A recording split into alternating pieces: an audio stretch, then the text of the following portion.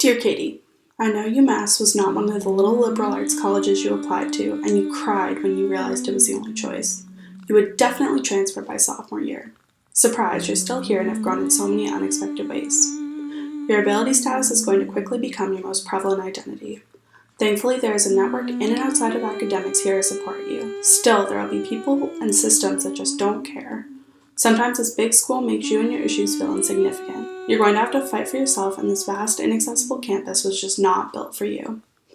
You'll get caught up in all sorts of other things and forget about your passion for social justice. Please don't. You're going to lose someone this summer. Fight for her memory by building connections, loving generously, and speaking up about your own mental health so that others will do the same. You owe it to her for all she has done for you, which is more than you think. If nothing else, fight injustice in little ways.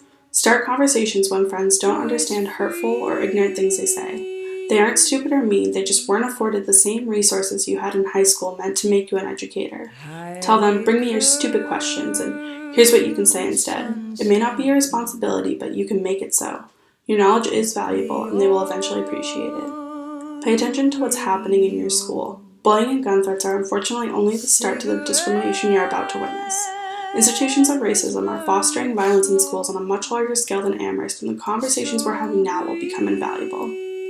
Don't be scared to become a teacher, and don't let anyone talk you out of it.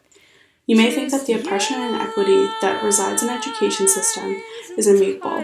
One of the best AHS teachers will quit because she can no longer fight the injustices in the school, and students will continue to be silenced to keep them focused on their education. However, you'll see people working from within who refuse to prescribe to the reigning pedagogies. Even if it's only for one student, you can make a difference.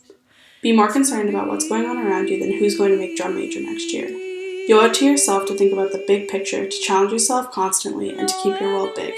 Sincerely, Katie.